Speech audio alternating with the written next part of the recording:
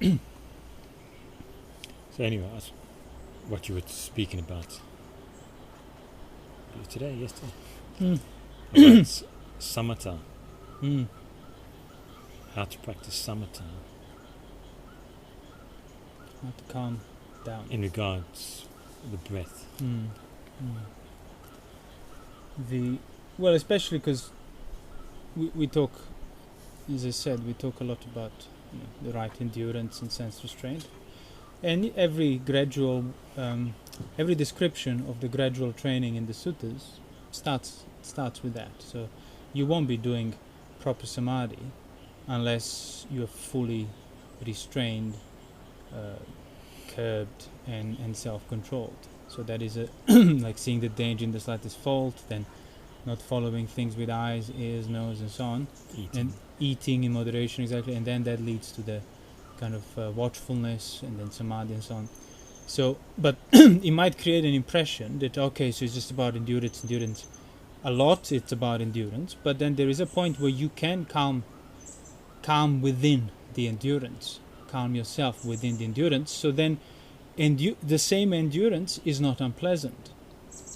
That patient endurance, as the foremost austerity, it does not need to be felt unpleasantly, and that's the that's the difference in the suttas when it talks about the like Mahamoggallana, his way to enlightenment was quick and pleasant, as in it didn't take long, because he was the master of the right samatha, the right calming.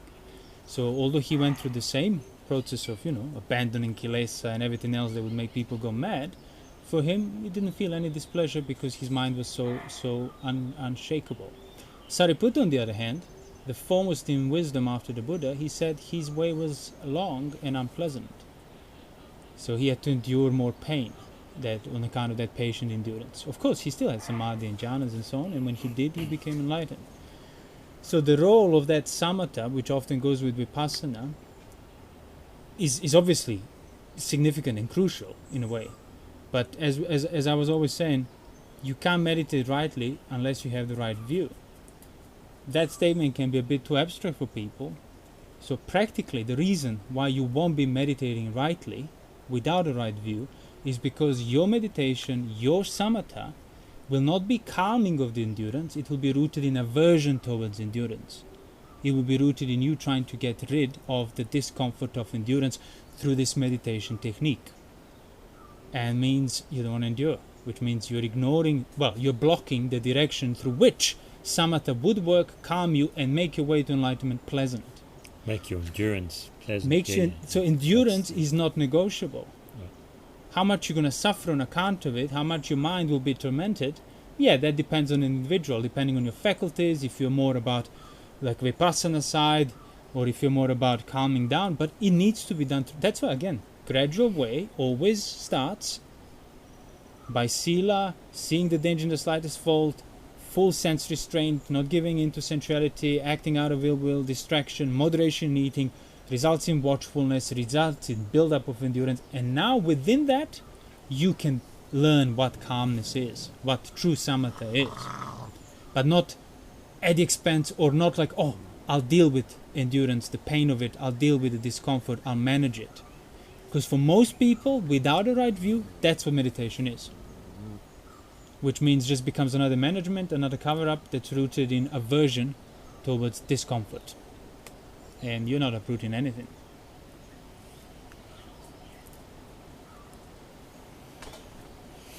So, one is enduring, not giving in to any defilements.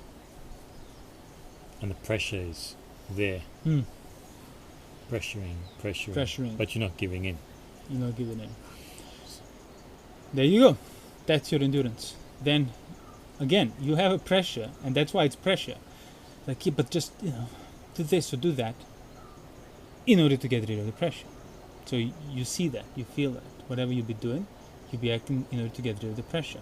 So while you're all full of doubt, conflicted, giving in, or refusing to give in, tempted, pressured, enduring the pain, what else is there that you are kind of aware of, and you can be aware of, and it's enduring, and you're doing it And it doesn't require effort, and it doesn't require special intention, and it cannot become something you do in order to get rid of this or that, because it's just too subtle of an action. What is there happening while you're all tormented with the pressure you're not giving in? Breathing in, breathing out. That's what's happening. So that's why it's the anapanasati, whenever the Buddha describes it, it's like he knows, like knowingly he breathes in, knowingly. So it's about the knowledge of your breath, that it's already there, happening to the body, so to speak. So that's what we speak, that's what we say, like the peripheral. So it's not like, okay, so you might even, like, if you're all wound up through that endurance and senses pressuring you and so on, you might feel like, okay, so I'll breathe in like this, I'll breathe in like, yeah, whatever, do it. But at the same time, just know that you can only do that because the breath is already there, breathing. So it's effortless. That's why it's a neutral action. It's an action that cannot truly, if you see it in that peripheral sense, through, like if you just know it, not necessarily do it, because you don't need to do it in order to breathe. You're already breathing while you're trying to do all these other things, including enduring, getting rid of the endurance, and so on. So that's why, all I need to do, I don't need to do this in order for it to be the action that will calm me down. All I need to do is know it happening underneath whatever's going on here.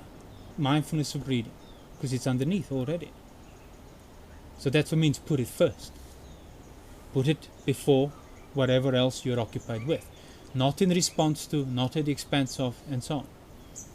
And even now, while we are talking, breathing is there. And you can know, even while you're talking, that you're still breathing in, breathing out. You don't need to control it. You need to stop it. I don't need to stop. Am I breathing? I know I'm breathing. However, vaguely, there is still the thread of the knowledge of the same breath. Breathing in, breathing out. So it's that thread of that peripheral knowledge that doesn't require any action, just pure recognition. That's how you start to practice anapanasati in the right direction. As just something you're aware of that's there. You're not doing it in response to this. It's there happening. And you just choose to not forget it. That's it. Within this pressure or whatever else. And if you cultivate sufficiently enough that not forgetting of the breath, recollectedness of the breath, mindfulness of the breath, that's why it's sati, it will calm down any hindrance that was there occupying you or pressuring you. It will take away that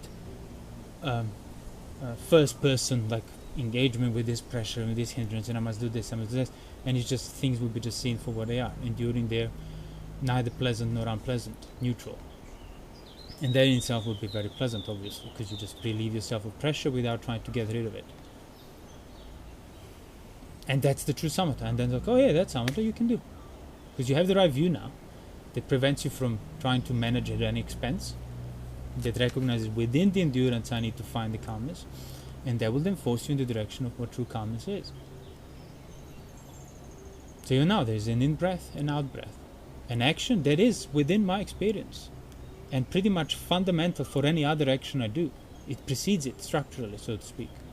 Like, I can stand up, walk, talk, all of that requires breathing to be there. And that's how you calm the sankhara, the determination of the body. Through calming the determination of the body, which is in and out of breath, all your bodily actions will calm down. Or the pressures towards bodily actions will come down. And there's a similar way I said, anapanasati, when practiced, made much of, when you become proficient in it properly, through that non-management, but the direction of calming of your pressure through it, it's like the rain, they would sort of clean the air of all the dust particles. But you can't emphasize enough the point that, like, if you're doing it as a technique, as a method, as something you're doing, adhering, focusing hard in front of you, you're doing it at the expense of your container of endurance that you have developed. You're doing it as an escape.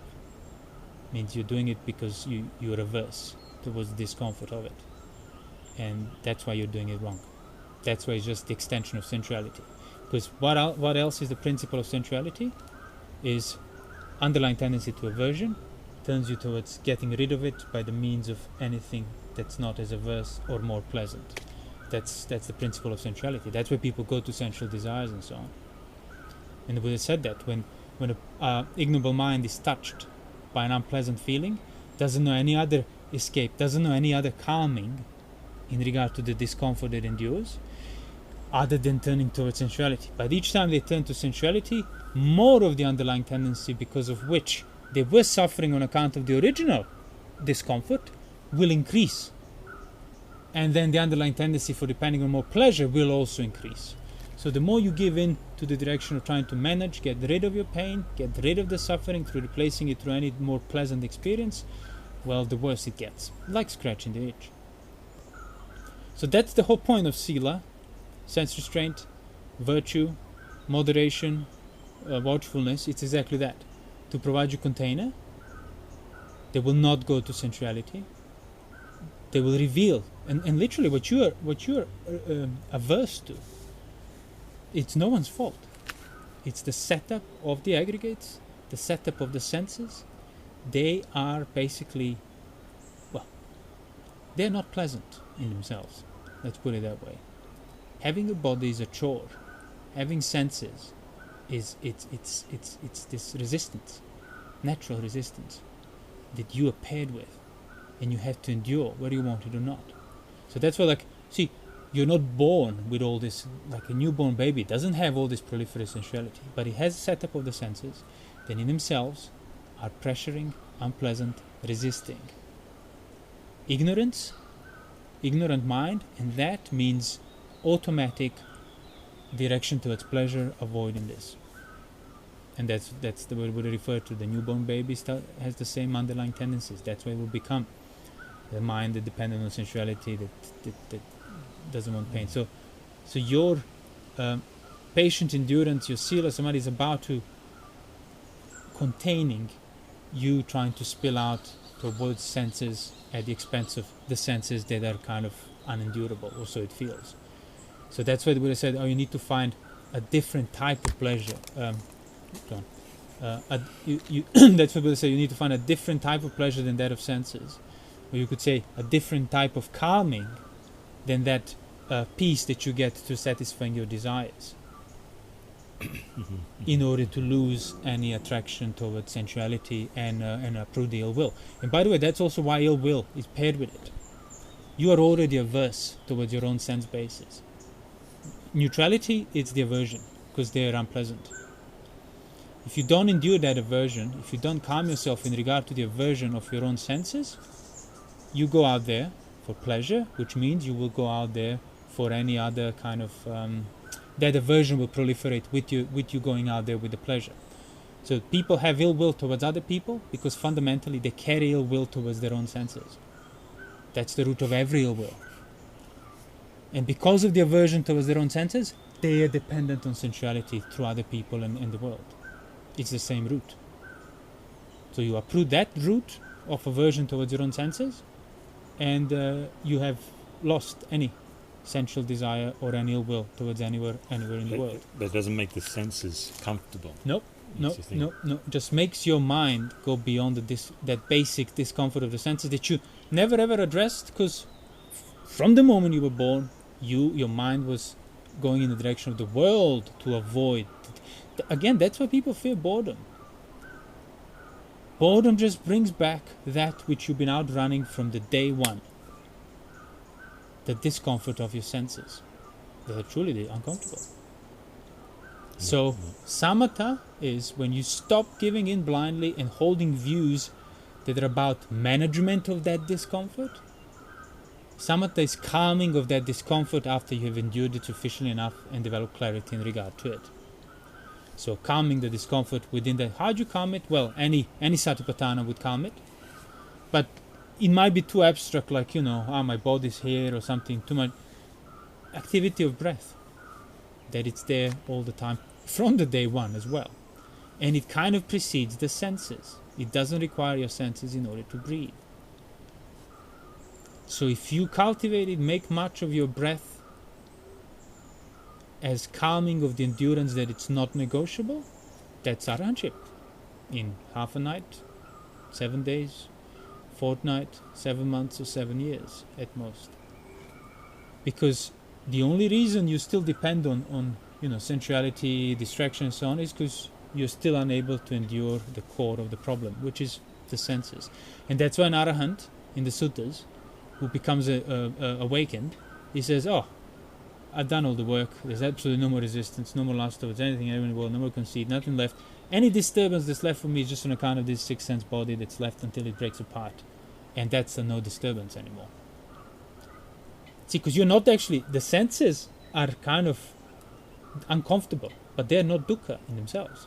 It's your resistance, aversion to discomfort on the deepest level of me. That's why even Brahma Viharas, as a practice, starts with loving kindness towards this first, and then from there towards everybody else. Because that's the root of the problem. This here is uncomfortable, and automatically that discomfort means aversion for me. So it's not like I must get rid of the senses, I must kill this body, I must no. Well, you're just gonna send yourself to who knows what other body. You know, it's a good opportunity to actually just train in regard to discomfort of the senses and not being averse towards it. Through discovering calmness within it, because there is, like eye of the storm. But it takes effort. You need to develop it, and when you do, all of the fetters that depend on the world are gone. Mind is unmoved, because that's what was moving the mind. The aversion towards this thing that I don't want. Nothing else. Everything else was secondary. You know, all the wrong views and all the sensuality, it was all secondary, rooted in this.